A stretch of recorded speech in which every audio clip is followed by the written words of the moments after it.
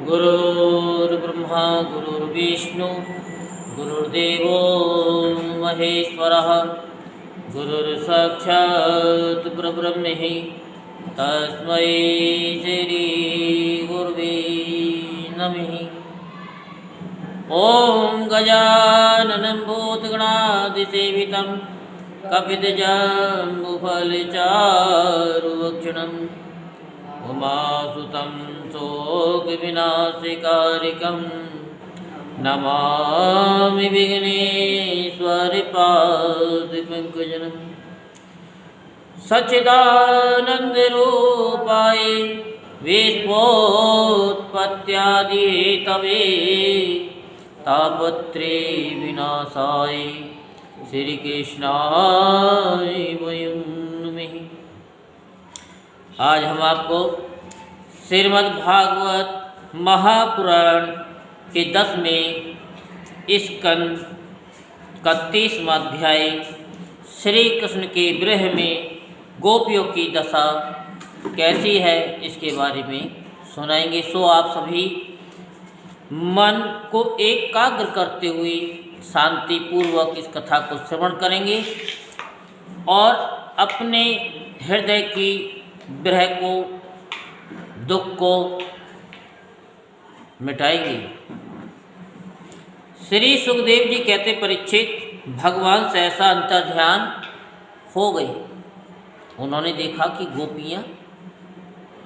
गोपियों के अंदर अभिमान आ गया है कि कृष्ण मेरे हैं। ऐसा सौभाग्य किसी का भी नहीं है जो हमको मिल रहा है। तो भगवान उनके अभिमान को दूर करने के लिए अंतर्ध्यान हो गए। उन्होंने देखकर ब्रज युक्तियों की वैसी ही दशा हो गई जैसे योधपति गजराज के बिना हथनियों की होती है। उनका हृदय विरह की ज्वाला से जलने लगा।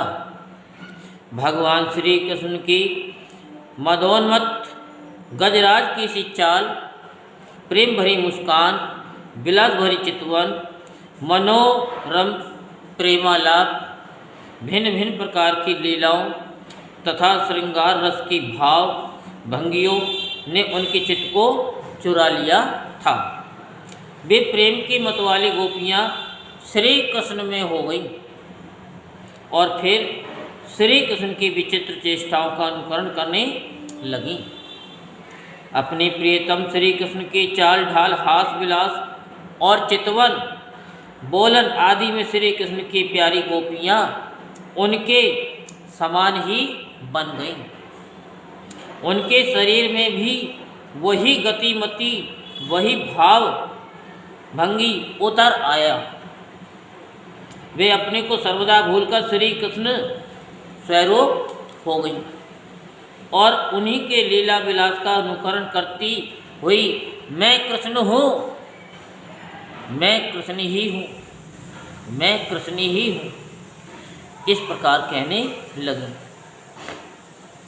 वे सब परस्पर मिलकर ऊंचे स्वर से उन्हीं के गुणों का गान करने लगी और मतवाली होकर एक वन से दूसरे वन में और एक झाड़ी से दूसरी झाड़ी में जाकर श्री कृष्ण को ढूंढने लगी। परीक्षित, भगवान श्री कृष्ण कहीं दूर थोड़े ही गए थे। वे तो समझ जड़ चेतन पदार्थों में तथा उनके बाहर भी आकाश के समान एक रस स्थित ही हैं। वे वहीं थे, उन्हीं में थे, परंतु उन्हें न देखकर गोपियाँ वनस्पतियों से, पेड़ पौधों से उनका पता पूछने लगी। गोपियों ने पहले बड़े बड़े वृक्षों से जाकर पूछा, हे पीपल, पाकर, बरगद, नंदनंदन, श्याम सुंदर अपनी प्रेम भरी मुस्कान और चितवन से हमारा मन चुराकर चले गए हैं। क्या तुम लोगों ने उन्हें देखा है? कुर्वक, अशोक, नागकेसर, कुनांग और चंपा बलराम जी के छोटे भाई, जिनकी मुस्कान मात्र से बड़ी बड़ी माननियों का मान मर्दन हो जाता है, इधर आए थे क्या? अब उन्होंने स्त्री जाति के पौधों से कहा, बहन तुलसी, तुम्हारा हृदय तो बड़ा कोमल है, तुम तो सभी लोगों का कल्याण चाहती हो, भगवान के चरणों में तुम्हारा प्रेम तो है ही, वे भी तुमसे बहुत प्यार करते हैं, तभी तो भोरों के मंडराते रहने पर भी वे तुम्हारी माला नहीं उतारते, सर्वदा पहने रहते हैं। क्या तुमने अपने परम प्रियतम श्याम सुंदर को देखा है? प्यारी मालती, मल्ल के जाति और जूही, तुम लोगों ने कदाचित हमारे प्यारे माधव को देखा होगा। क्या वे अपनी कोमल करों से स्पर्श करके तुम्हें आनंदित करते हुए इधर से गए हैं? रसाल, प्रियाल, कटहल, पीतसाल, कचनार, जामुन, आक, बैल, मोलसरी, आम, कदम और नीम तथा अन्य यमुना के तट पर विराजमान सुखी तरुवरों, तुम्हारा जन्म जीवन केवल परोपकार के लिए है। श्री कृष्ण के बिना हमारा जीवन सूना हो रहा है, हम बेहोश हो रही हैं, तुम हमें उन्हें पाने का मार्ग बता दो। भगवान की प्रेयसी पृथ्वी देवी, तुमने ऐसी कौन सी तपस्या की है कि श्री कृष्ण के चरण कमलों का स्पर्श प्राप्त करके तुम आनंद से भर रही हो और तृणलता आदि के रूप में अपना रोमांच प्रकट कर रही हो?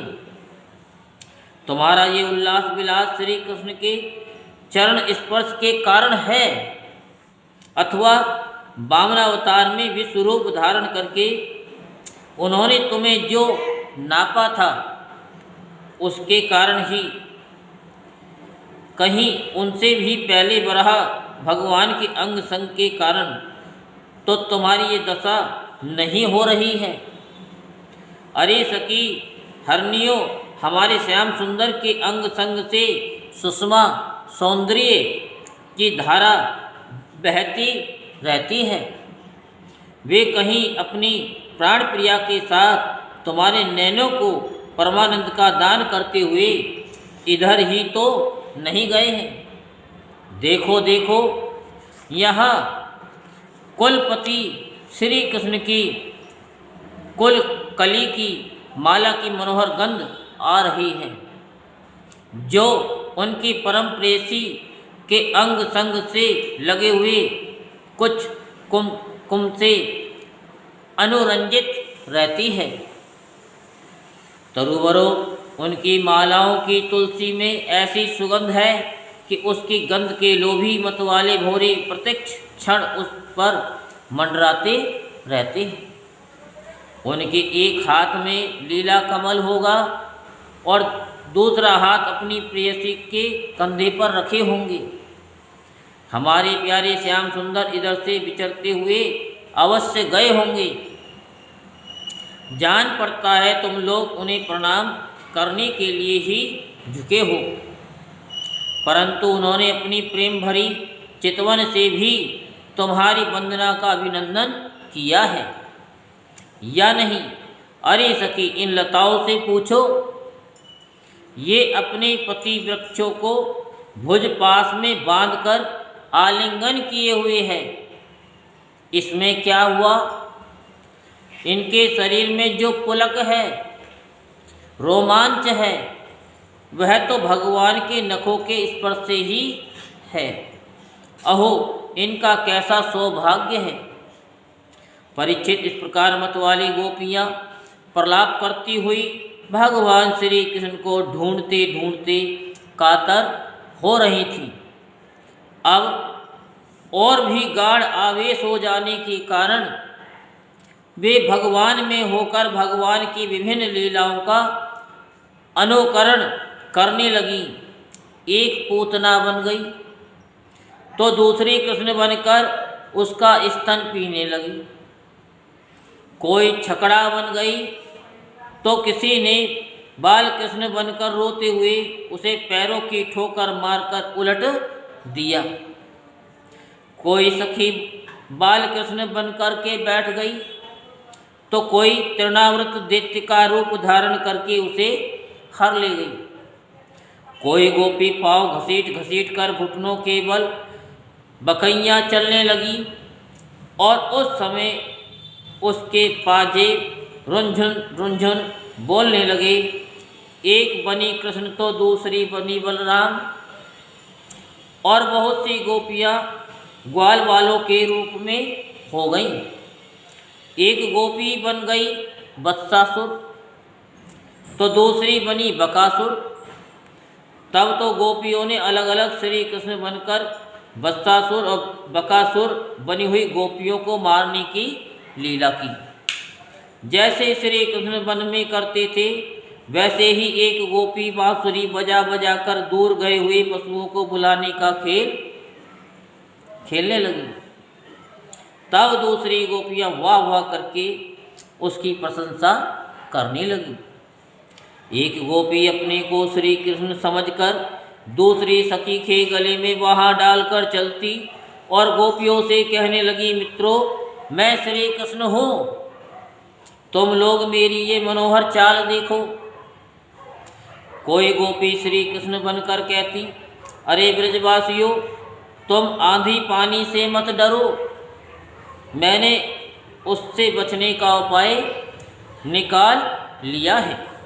ऐसा कहकर गोवर्धन धारण का अनुकरण करती हुई वह अपनी ओढ़नी उठाकर ऊपर तान लेती है। परीक्षित, एक गोपी बनी कालिया नाग, तो दूसरी श्री कृष्ण बनकर उसके सिर पर पैर रखकर चढ़ी चढ़ी बोलने लगी, रे दुष्ट सांप, तो यहाँ से चला जा, मैं दुष्टों का दमन करने के लिए ही उत्पन्न हुआ हूँ। इतने में ही एक गोपी बोली, अरे ग्वालों, देखो, वन में बड़ी भयंकर आग लगी है, तुम लोग जल्दी से जल्दी अपनी आंखें मूंद लो, मैं अनायास ही तुम लोगों की रक्षा कर लूँगा। एक गोपी यशोदा बनी और दूसरी बनी श्री कृष्ण। यशोदा ने फूलों की माला से श्री कृष्ण को उखल में बांध दिया। अब वह श्री कृष्ण बनी हुई सुंदरी गोपी हाथों से मुंह ढककर भय की नकल करने लगी। परीक्षित, इस प्रकार लीला करते करते गोपियाँ वृंदावन के वृक्ष लता आदि से फिर भी श्री कृष्ण का पता पूछने लगी। इसी समय उन्होंने एक स्थान पर भगवान के चरण चिन्ह देखे। वे आपस में कहने लगी, अवश्य ही ये चरण चिन्ह उदार शिरोमणि नंद नंदन श्याम सुंदर के हैं, क्योंकि इनमें ध्वजा, कमल, वज्र, अंकुश और जो आदि के चिन्ह स्पष्ट दिख रहे हैं। उन चरण चिन्हों के द्वारा ब्रजवल्लभ भगवान को ढूंढती हुई गोपियाँ आगे बढ़ी। तब उन्हें श्री कृष्ण के साथ किसी ब्रज युक्ति के भी चरण चिन्ह दिख पड़े। उन्हें देखकर वे व्याकुल हो गईं और आपस में कहने लगी, जैसे हथनी अपने प्रियतम गजराज के साथ गई हूँ, वैसे ही नंद नंदन श्याम सुंदर के साथ उनके कंधे पर हाथ रखकर चलने वाली किस बड़ भागनी के ये चरण चिन्ह हैं। अवश्य ही सर्वशक्तिमान भगवान श्री कृष्ण की ये आराधिका होगी। इसलिए इस पर प्रसन्न होकर हमारे प्राण प्यारे श्याम सुंदर ने हमें छोड़ दिया है और इसे एकांत में ले गए हैं। प्यारी सखियों, भगवान श्री कृष्ण अपने चरण कमल से जिस रज का स्पर्श कर देते हैं वह धन्य हो जाती है। अहो, उसके अहो भाग्य हैं, क्योंकि ब्रह्मा, शंकर और लक्ष्मी आदि भी अपने अशुभ नष्ट करने के लिए उस रज को अपने सिर पर धारण करते हैं। अरे सखी, चाहे कुछ भी हो, वह जो सखी हमारे सर्वस्व श्री कृष्ण को एकांत में ले जाकर अकेले ही उनकी अधर सुधा का रस पी रही है। इस गोपी के उभरे हुए चरण चिन्ह तो हमारे हृदय में बड़ा ही क्षोभ उत्पन्न कर रहे हैं।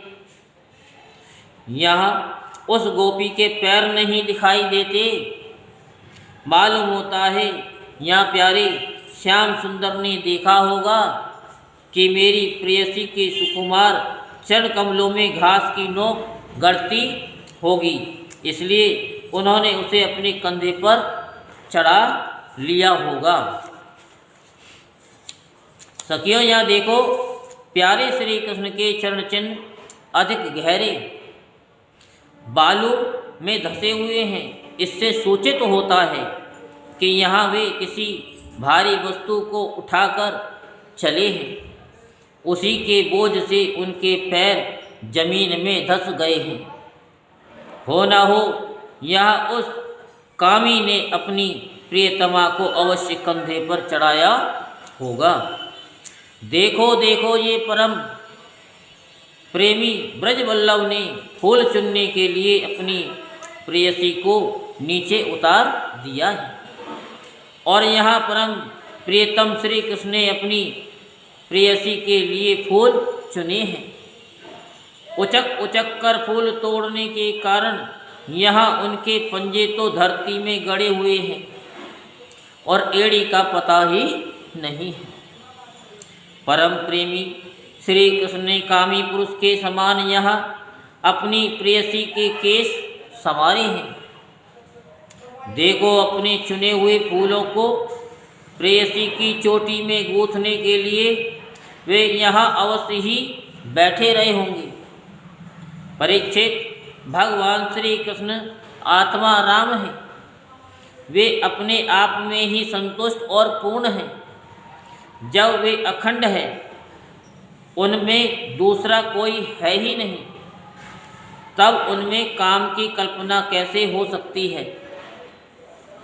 फिर भी उन्होंने कामियों की दीनता, स्त्री परवशता और स्त्रियों की कुटिलता दिखलाते हुए वहाँ उस गोपी के साथ एकांत में क्रीड़ा की थी, एक खेल रचा था।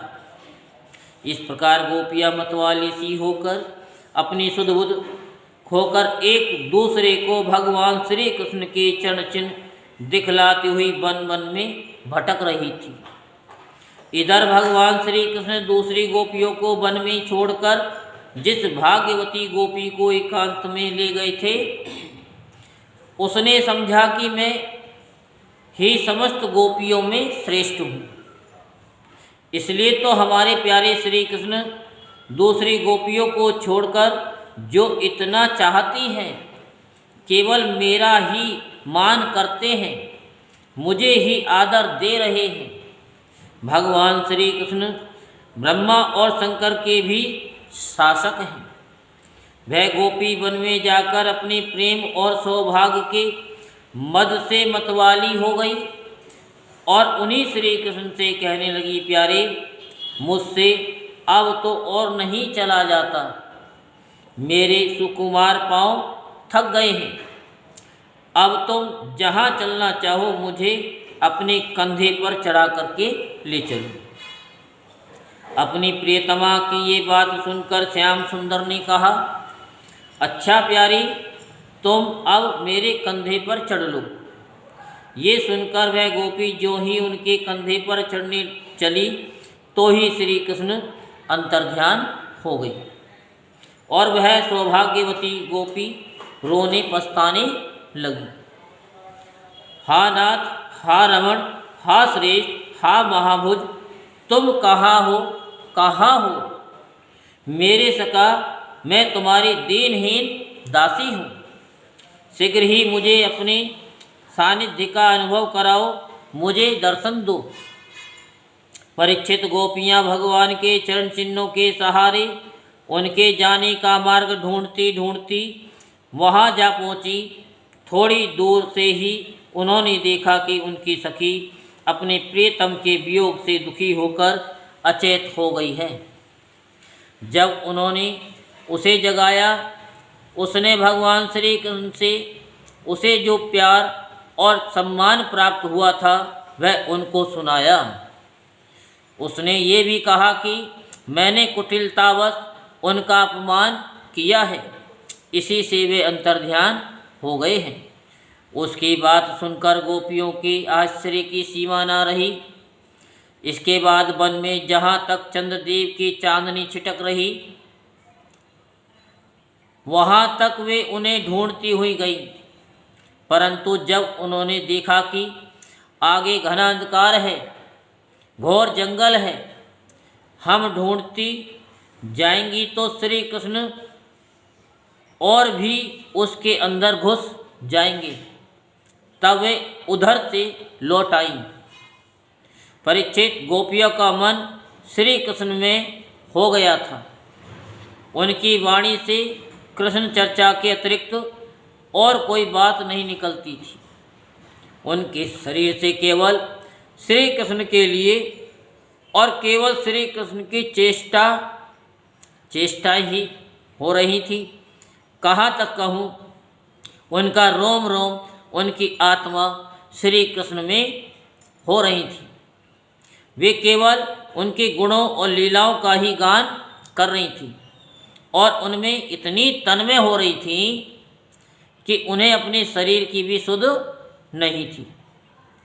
फिर घर की याद कौन करता।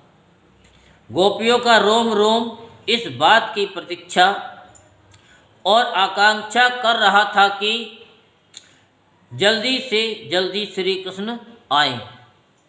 श्री कृष्ण की ही भावना में डूबी हुई गोपियाँ यमुना जी के पावन पुलिन पर रमण रेती में लौट आईं और एक साथ मिलकर श्री कृष्ण के गुणों का गान करने लगी। यहीं पर श्रीमद् भागवत महापुराण के 10वें स्कंद का 30वां अध्याय संपूर्ण होता है। बोल वृंदावन बिहारी लाल की जय, बोल बांके बिहारी लाल की जय। जय जय श्री राधेश्याम, जय जय श्री राधेश्याम, जय जय श्री राधेश्याम।